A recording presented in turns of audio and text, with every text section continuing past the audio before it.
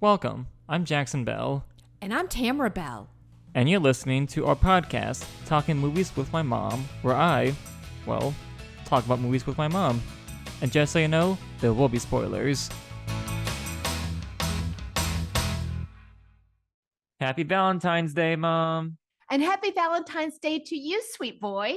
So, as y'all know, I'm not a rom-com guy, but in honor of Valentine's Day, we decided to talk about our favorite romance movies. So, Mom, you go first. What's your favorite romance movie? Okay, so my favorite romance movie is 10 Things I Hate About You. According to one synopsis, this movie is a modernization of William Shakespeare's comedy, The Taming of the Shrew, retold in a late 1990s American high school setting. The film follows new student Cameron Joseph Gordon-Levitt, who is smitten with Bianca, who's played by Larissa Oleynik. And in order to get around her father's strict rules on dating, attempts to get bad boy Patrick, who's Heath Ledger, to date Bianca's antisocial sister, Kat, who's Julia Stiles. Now, Jackson, this was the first time you've seen this movie. What did you think? So first up, I just want to say this is a movie that I've heard Mom talk about for ages, like a long since I was like a kid. I remember you once said this was your favorite movie of all time, and It's definitely in my top 10 you have the soundtrack for this movie that you played all the time, all the time. and I think you own it on literally everything except for Blu-ray and toaster oven, a calculator. Right. I think I have it for almost every device possible, except you're right. I don't have it in Blu-ray. So, hello, birthday gift. So it was really interesting seeing it for the first time after all these years. And I just want to say that, I like it. It's good. That's all you got to say for it. You like it?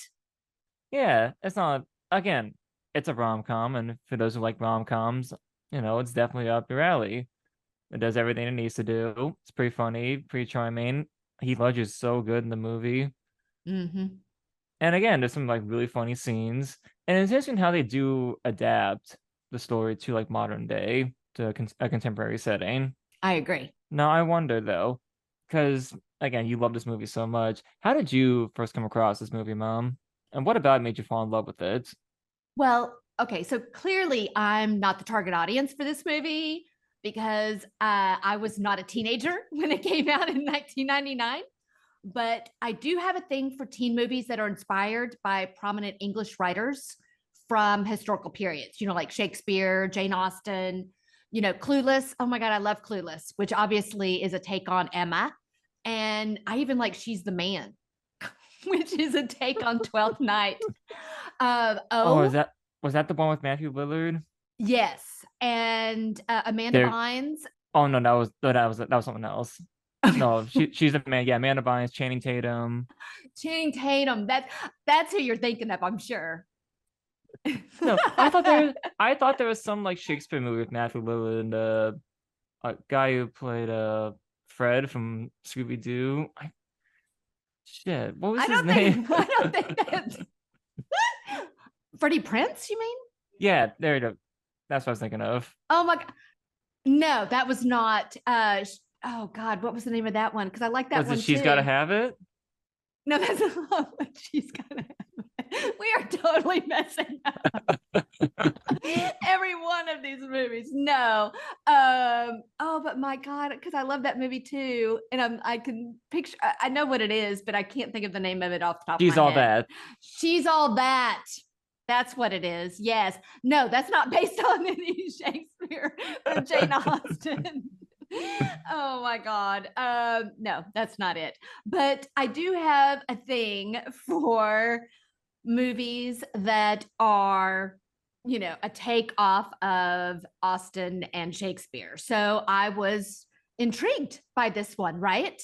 But I have to say, seeing it, even the first time I saw it, right? Honestly, and subsequent viewings of it, it just never fails to make me laugh. I mean, honestly, and it really is just kind of like throwaway lines. Like, okay, so Walter Stratford is the dad of Kat and Bianca, right? And he comes in and Kat's, I think, sitting on the couch. And he comes in and says, "Hello, Katerina. Make anyone cry today?" And Kat responds with, sadly, no, but it's only 4:30. And he gives her this smirk right after that. Like he's in on the joke, right? Like this is back and forth. This isn't serious, right? They share this dry sense of humor, okay? Like they get each other. But the thing is that, in a lot of teen movies, the parents are one note, right? They're like the adults in a Charlie Brown cartoon, right? They're kind of like wah wah wah wah wah. It's like it doesn't matter what they're saying because it doesn't have any relevance to the teens' lives or to the story, quite frankly, right? But in 10 Things, the dad, who's played by Larry Miller, he's trying to relate to his teenage daughters after his wife walks away from the family. And we never know why she's left. Why did she leave them? We don't know, which I think is actually a smart move because we don't need to know the reason why, because they don't know the reason why. They have no idea why she walked away, which honestly, I think is true in real life. I mean, people walk away and we don't always get to know the why. And I think his being like the only parent, and especially a dad with daughters, he has become completely overly protective of his daughters. Oh my God. So Kat, who's fixing to graduate, wants to go to Sarah Lawrence. But the dad, this takes place in Washington State. So the dad wants her to stay closer to home and go to the University of Washington. And that becomes a big point of contention in the movie, right? What Kat wants to do versus what her dad wants her to do. But in the end, we do see the dad's dry humor kind of fall aside, and we glimpse his vulnerability when he tells Kat, fathers don't like to admit when their daughters are capable of running their own lives. It means we become spectators. Bianca still lets me play a few innings. You've had me on the bench for years. When you go to Sarah Lawrence, I won't even be able to watch the game. And Kat is like, when I go? And then the dad's like, oh boy, don't tell me you changed your mind. I already sent him a check. And then of course, Kat's like, ah! And then she like jumps up and grabs her father and hugs him. And he's like, kind of hugs her back in an awkward kind of way because he's kind of an awkward dad. But I think it's these types of scenes that we don't typically get in teen romance movies, right? With the parents involved. So that's one of the reasons why I really like it is, the level of the relationship between the daughters and the dad. But of course, I mean, one of the main reasons that it's Heath Ledger. Oh, yeah. I mean, my God, right?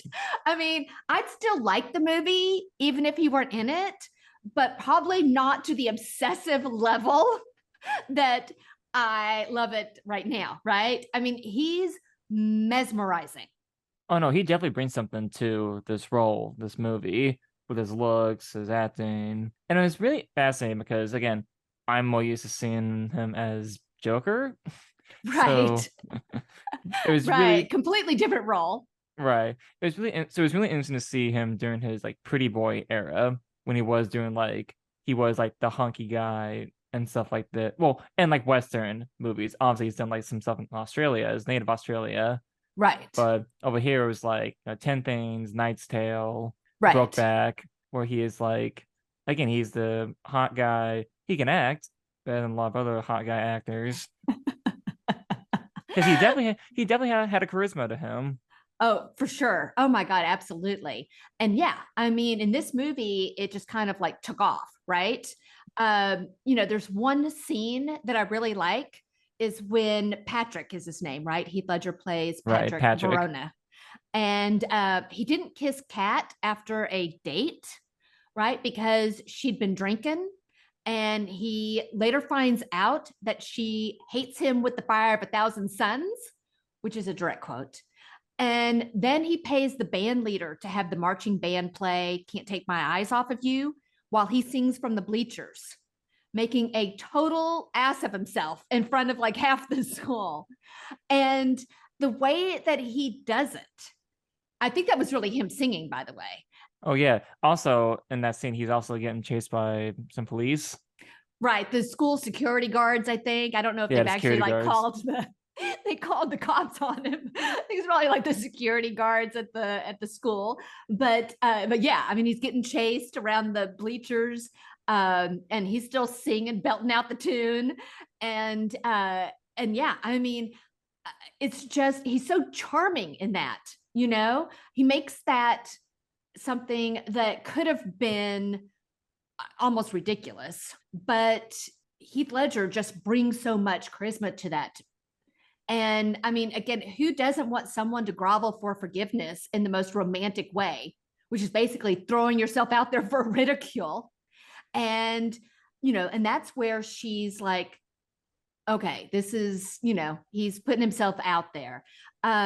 There's also the scene where they're in the pedal boat, right? After Katz just flashed the soccer coach to get Patrick out of detention. Yeah. Right. And he asks her, so what's your excuse? And she, asks him back, like, for acting the way we do. I don't like to do what people expect. Why should I live up to other people's expectations instead of my own? So you disappoint them from the start, and then you're covered, right? Something like that. Then you screwed up. How? And then he says, you never disappointed me. So that's obviously a turning point in this relationship, right? Where she starts to let her guard down. He shows that he gets her, and not too many people do. And I think that also speaks to one of the themes of this movie, which I really like, is that you have to be true to yourself, right? Exactly. She doesn't want to do what others tell her to do, what's expected of her. She wants to do what she wants to do. That's a sentiment that Kat's trying to pass along to Bianca, right? When she tells her, you don't always have to be who they want you to be, And Bianca responds with, I like being adored. Thank you. Which at that moment in the movie, Bianca does like being adored. I mean, that's her thing. She loves all the adoration. But what I thought was really interesting, though, is that at the end, Bianca steps into her own, right? When she beats up Joey at the prom because of what he did to her, her date, and her sister, while all the couples obviously end up together at the end. I mean, because hello, this is a rom-com. It's not like they're just all of a sudden going to rewrite rom-coms and, and not have everybody end up together. Of course they are. I think it's also an empowering ending too for the female characters. I mean, for Kat, Patrick is going to follow her to Sarah Lawrence, or at least that's the impression he gives her. That's the impression I got every time I've seen this, and God knows I've seen it a lot. I always get the impression that he's jetting off with her to Sarah Lawrence. I'm sure he'll figure out something to do there, but the main thing is that he's not asking her to stay. He's not like, you need to stay in Washington with me. It's not just that he's accepting her for who she is. He loves who she is. And what better message can a teen romance give than that? Exactly. Also, Joseph Gordon-Levitt looks so young in this movie. He's like a baby. He was a baby. I don't know how old he was in the movie, but he had to have been a baby. Now, this was, I believe, the first in a trend of movies that were modernized adaptations of Shakespeare plays. This being, as you said, based on Taming of the Shrew. Now, I know before this was Baz Luhrmann's Romeo plus Juliet, which is like modern day setting, but the script was the original. Right. So you get like, was it Kenneth Branagh as the dad? It's like, get the dad who's like, let me get my broadsword. And he pulls out a shotgun that says broadsword on it. Like, crazy shit like that. Right. But that's a great movie, though. I mean, that's another one. I love that movie. It's got a great soundtrack. I listen to that soundtrack all the time. I know like all your favorite soundtracks come from 90s movies. They do. They totally do, Jackson. I know there's that 2000s Hamlet movie with Ethan Hawke where he gave a soliloquy while walking around outside a Blockbuster because the year 2000. Right. I know they're like, again, she's the man because it's Shakespeare but in high school. Now, this was actually not the first nor last contemporary adaptation of Taming of the Shrew. Before this, there was the 1953 screwball comedy called Kiss Me Kate. Then 4 years after 10 Things, we got Deliver Us from Eva, which had LL Cool J as a star and a then unknown Terry Crews as a nameless bartender. Oh my gosh. That's always fascinating seeing like Terry Crews, because Terry Crews is a name now. He's like in a lot of stuff. Oh yeah. But back in this, at the early 2000s, he was a bodyguard. Can I just say though, I want to sidetrack a bit. talk a little about the movie's director, Gil Unger. I believe his name is German. Who, first off, he's actually an RTF grad at UT, so he and I share something in common. Yay, RTF at UT. But he's mainly a TV director. He's done a lot of shows, including, and I didn't know this until you pointed out, he did the coming out episode in Ellen. Yeah. I think he got like a nomination for that directing. But yeah, there's like the big groundbreaking episode of that. So he's in a lot of TV shows, and 10 Things was supposed to be his breakout movie as a film director. And then what he followed this movie up with? He followed it up with Black Knight, the movie with my Aunt Lawrence. Yeah, that's, Unfortunate. Yeah. Because it's not good. So, and then after that, it was right back to TV. Like his next film, which there's nothing wrong with that. Right, there's nothing wrong with that. But it's that usual thing of like you go from TV to film. It's supposed to be a big step up because now you're working with like bigger budgets, bigger sets. You do what you want to do instead of what networks want you to do. At least back in the day, it was like a punishment for like film directors. It's like, oh, your movies aren't doing well. Well, now you're moving to television. Right. And it's like, no, now I have to direct sitcom episodes. Right. Of course, now that's completely reversed. People are clamoring to direct and star in TV shows. And I mean, he's done like one other movie in 2020. There's this like dog movie that had a dog movie. Yeah, it was like this like dog movie that he did. What was the name of that? Think Like a Dog.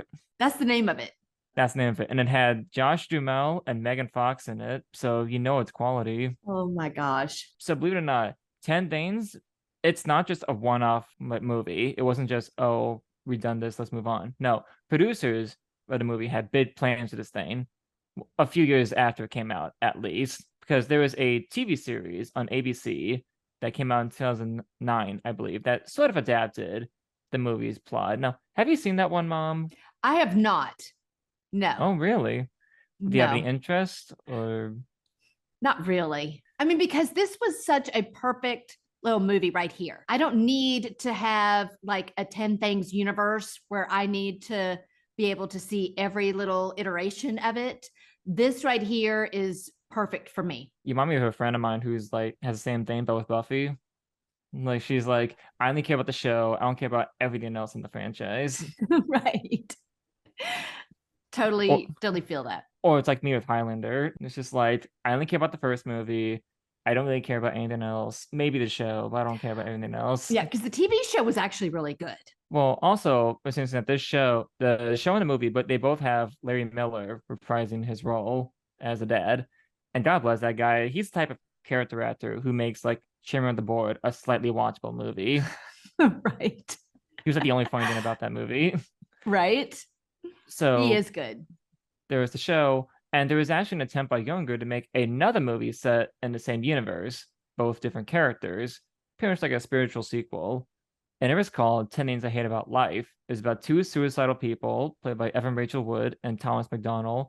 They fall in love right when they're about to kill each other or kill themselves. So it's like Meet Cute at the Suicide Bridge or whatever. Oh my God. Now, have you heard this movie, Mom? No. Never heard of it. Well, and that's because this movie never existed, or at least it was never finished, because this movie has a crazy production.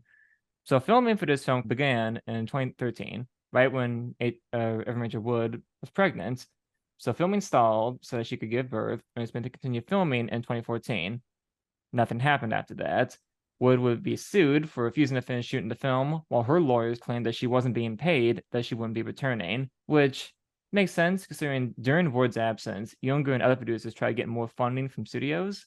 Like you can go on YouTube and find videos of them being like, "Hi, we made 10 Things I Hate About You. We want to get some funding to finish this movie. Can you spare some dollars so we can finish this thing?" Oh my God, sort of like a GoFundMe or something. Yeah, this before that. They should have done a Kickstarter. Oh my God, totally should or have. Like Indiegogo. Just be like, hello, we really need to finish this movie. Oh my gosh. And as of now, the lawsuit is still ongoing. They haven't settled it yet? No, 10 years later, and it's still like not budging. So it's safe to say the movie is not going to get made anytime soon. Yeah, I'm thinking that's probably for the best at this point. Now, would you want that? Would you want like something like that? Because all I'm saying is the 10 Things I Hate About You extended universe. Think about it. I don't know about that. So now your favorite romance movie is not a teen rom com, obviously. What's yours? Well, mine is the 2002 classic Punch Drunk Love, directed by Paul Thomas Anderson. The plot is as follows. Barry Egan is an interesting man. He's a self-made man with his own business located inside a car repair shop, and he's a lone brother among 7 sisters. The thing is, though, he's not normal. He's socially inept, prone to fits of anger. He gets zero love from any of his siblings or family members, and he just wants companionship. Barry also gets involved with a shady company after calling a sex hotline because he's wanted to talk to somebody, but because it didn't pay anything, now they want blood. But then comes Lena, a nice woman who Barry shows affection toward. But with his life crumbling apart around him, will Barry be able to maintain that romance with Lena and finally earn a friend? Gotta watch to find out. So, where did you first hear about this movie? So I first heard about this movie online. It was described as a deconstruction of Adam Sandler comedies at that point in time. Now, prior to this, I had never seen an Adam Sandler comedy. I had never seen a Paul Thomas Anderson movie. This is my first for the both of them. But when I first heard that little pitch, I was like, I want to watch it. And I believe I was either in high school or starting out in college because I saw it on Netflix back when it was on streaming at that point. So I watched it. I just found it very fascinating. I'm like, this is a very interesting movie, a very unique take on just Sandler's persona of just like man children with like anger issues. But this one's like, oh, there's a reason for that. He's actually a really complicated guy. Whereas in Sandler's prior Mhm. movies, that was just like, oh, he's silly. This like wacky guy who acts like a kid, but he's so lovable. Right. You root for him. Exactly. So I got to ask though, why did you choose this movie? I mean, it's not exactly a conventional romance. I mean, at one point, Barry, the Sandler character, tells Lena that he'd like to smash her face with a sledgehammer. And she tells him that she'd like to scoop his eyes out and eat them. This is not exactly romance language, but I guess it does kind of show how perfect they are for each other. They're both like a little weird. Right. Very weird. Now, I chose this movie because, well, like usual, I wanted something different from your pick. I just don't want to be Well, you like. you succeeded. I just felt it was a very interesting take on rom-coms. It's one of those movies where I feel like, because Paul Thomas Anderson, he wrote the script to this, and had the script been the same, but somebody else directed it, would have been the same movie. Like if you had a conventional rom-com director direct this movie, would it have been the exact same movie? Because the story is kind of conventional when you take like a look at it. Because it's like this guy gets caught in something bad, his life's falling apart, but he meets the love of his life. Like that could be for the plot for like several other romantic movies, but Mhm. because of Paul Thomas Anderson is plotted, it's shot, it's told in a very artsy, dreamlike, has a very odd feel to it. Oh yeah. I mean, at one point in my notes that I wrote down, as we were watching the movie, I wrote the word chaos because it was just so chaos. This movie is a cacophony of sound and perpetual motion. Where if I'd been on the set, I probably would have yelled, "Shut up!" I would have been, I can't hear myself think. Like a Schwarzenegger kindergarten cop. Right. Shut Exactly. up. Shut up. I totally would have done that because, oh my God, there was just, now granted, the music, of course, adds to the just all the craziness, and I'm not sure that they were playing the music on the set, so maybe I could have heard myself think if I were actually on the set. But the thing is that it's just constant motion. There's just always something. People are moving, people are going this way and that way and up and down and sideways and around, and but then again, I think that's what really makes this movie so great. And this was the first time I had ever seen this movie, was when I saw it with you, because love is chaos. It's chaos, right? It should shake up your world a little bit. I mean, there's a point in the movie where Barry tells Lena, and this is like one of my favorite parts of this, okay? He tells her, I don't have any business here. I came here for you. Now, not to bring the Terminator into the discussion. You know, I love my Terminator though. But I got to say that that is similar to when Kyle Reese, told Sarah Connor, I came across time for you, Sarah. Now, this can go one of two ways. Either this is full on stalkery. Okay. So either Lena is like to Barry, oh my God, this is full on stalker, or is the sweetest thing ever said. And obviously, in both cases, in both movies, the women thought it was the sweetest thing ever said. And, actually, it's like Heath Ledger in 10 Things, bringing it back to the other movie we saw this week, when he tells Kat, that basically he's following her to Sarah Lawrence, right? I mean, they're not breaking up. At the end, I mean, he gave her a guitar for God's sake. And so he's not breaking up with her. And it's kind of similar to that, where I'm following you. I may not have any business around Sarah Lawrence, but that doesn't matter. I came for you. Both of these movies show strong women, show women that don't have to give up what they want in order to get their man. No, it's funny you did describe it as chaos because no, what I love watching about movies with you is that not movies that I've seen but you haven't, is that you always have like a million questions you expect me to answer. Like I you're know, always I like, totally do. he's always like, what happened? What did he say? What's going on? And I'm just like, I don't know. I don't want to give it away. Also, with an art house movie like this, I don't have all the answers. Nobody has the answers to this. There's no explanation for why something like this happens. I mean, I'm still trying to figure out why he wears the same suit the entire movie. And it doesn't all take place in one day. I mean, this takes place over many days, and it's like he's got the same suit on the entire time. Well, he wants to look formal. I mean, that's sweet, but I mean, it's not a suit that is inconspicuous. It's like a royal blue suit that absolutely stands out. Like in the first 5 minutes, it was just like, what happened? What's that? Is this a dream? Is this real? Why is he doing this? What's going on? I'm like, I don't know. Keep watching. but the first 5 minutes of this movie is pretty crazy. I mean, they are. There's what? It was like a car. Was it a taxi? I can't. It was like a car. Yeah, a car crash. A car crash. It flipped over. The car flips over in the road and he's just staring at it. And then another car pulls up, puts out a piano, and takes off again. Well, and by piano, you mean like the little organ. Well, right. It's not a baby grand piano. Right. But it was like, yeah, it's like but it's still a piano. It's not like it's a triangle, or even a tuba.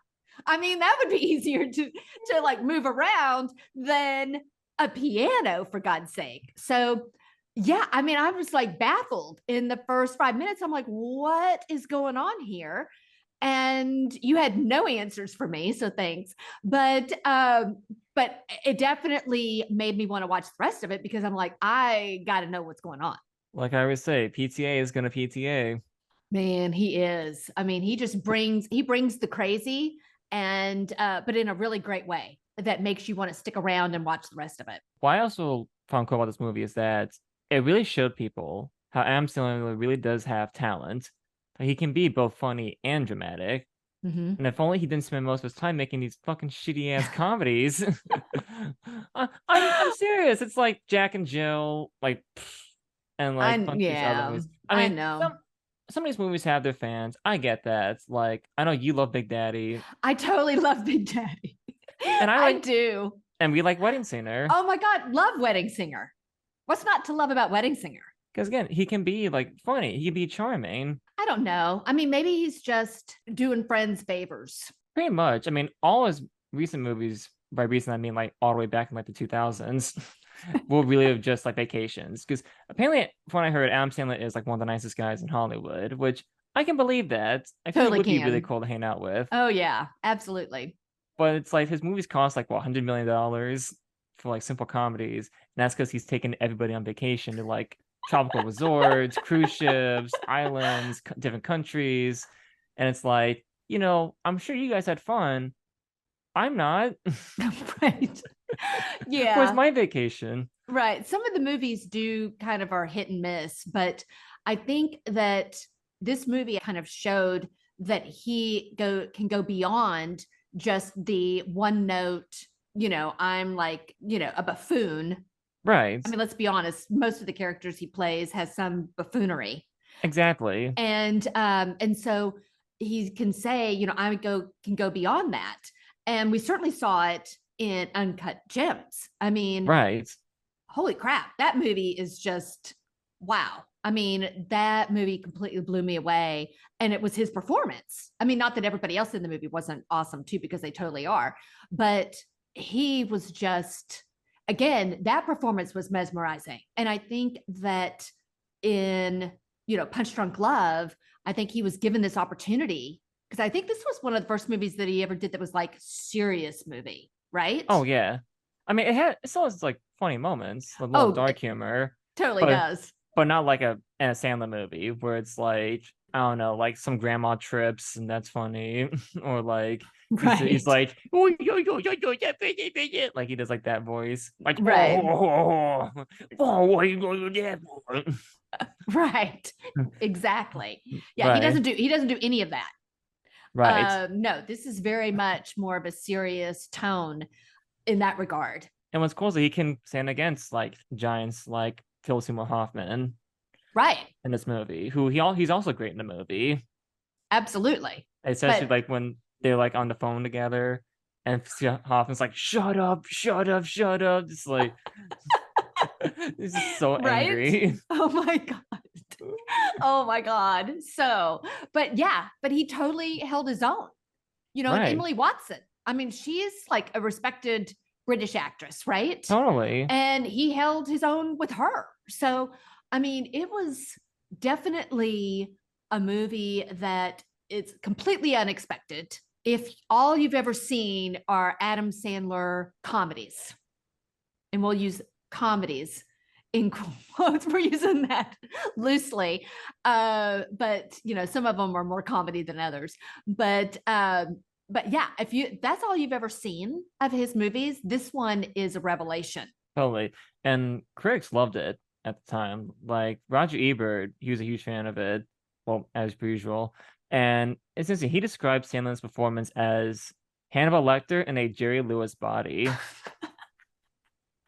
Which I love that description because I wish I'd thought of that. That is a great description because that is exactly what he was, right?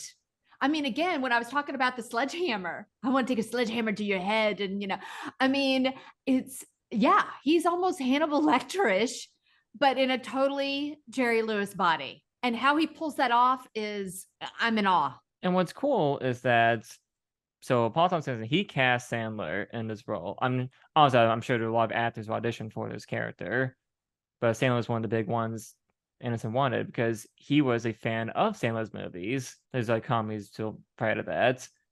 And so what I love is that this whole thing, this whole character archetype that the movie's deconstructing, it's not out of like spite, it's not out of like hate, it's out of affection. Paul Thomas Anderson wants to dissect the type of Sandler persona seen in all his movies out of love for him and his acting. Yeah. And I think those usually make the best movies. Because if Yeah. this was like, oh, this guy's voicing everything, let me do it for him, I'll do it better. Right. Exactly. And also I want to give a little theory, I guess. Well, not a theory. Oh, yeah. Yeah. Not a theory. Sandler was never real to begin with. What's your theory?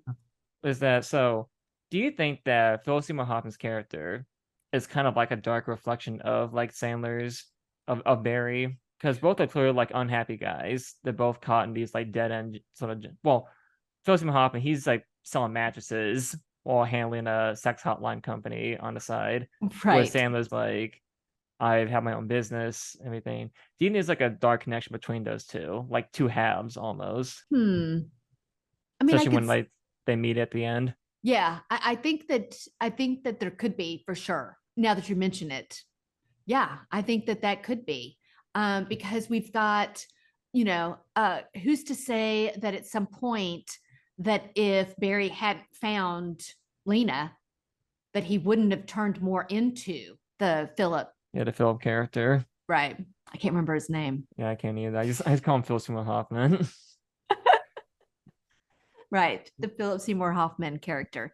Um, yeah, I think that, because I think that in the end, Barry is saved by love.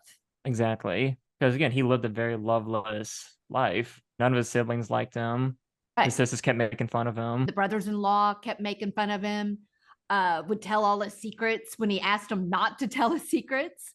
They would go and tell people. And I'm like, that's uncool, man. That's just not Right? good. Which is why it's really satisfying that he's able to find love and someone who's able to love him back. Exactly. And, the very last line of the movie is when Barry's playing that piano that was, thrown out of the car at the beginning.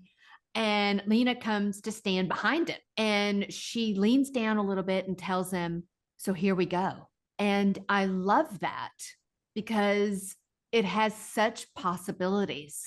And also, another thing I do love about the movie is that, and why I chose this also, is that it eschews a lot of rom-com cliches I'm not the biggest fan of. Like, there's no real third act breakup. There's no like, well, anything you see in like these type of movies.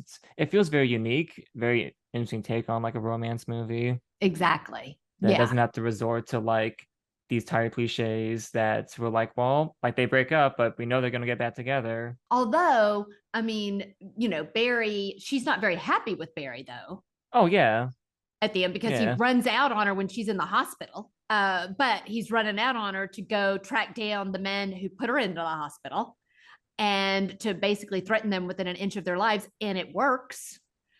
But he definitely comes back. And I think what's also kind of interesting about both of our movies, even though they're completely different, clearly, but what's really interesting is that they both kind of end almost in the same way because both men give the women musical instruments as basically their way of saying, "I'm sorry." Patrick gives Kat a guitar, for being for having taken money from Joey, although he didn't spend it on the dates that he took Kat on. He bought her a guitar with that money instead.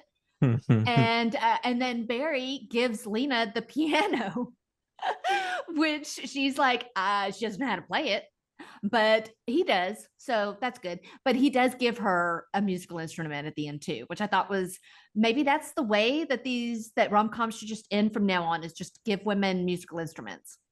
Here, have a glockenspiel. Exactly. So yeah, so I thought it was interesting that while these movies are completely different, they do strike some similar tones and notes. So famously, 10 Things I Hate About You ended with a poem written by Kat titled 10 Things I Hate About You. I'd like to end this episode with a Valentine's Day poem written by Jackson when, you were in first or second grade? I think I was in second grade when I wrote this. So this says, "If you'll be my Valentine." Okay, that's the prompt for what you're going to write. It says, "If you'll be my Valentine, I'll read you a story, make you hot cocoa, and give you a huge hug." That's true. And I love that. Thank you, honey. You're welcome, Mom. I keep it still. I still have it. It's framed. And on that note, thank you guys so much for listening to our third bonus episode. We hope you've enjoyed it. Be on the lookout for another bonus episode coming on March 27th. Until next time. Bye, y'all. Thanks for listening. If you enjoyed this episode and you'd like to help support the podcast, please share it with others, post about it on social media, or leave a rating and review. And as always, you can head over to talkingmovieswithmymom.com to sign up to our email list, as well as check out all the links and resources from today's episode in the show notes. Thanks again, and we'll see you next time.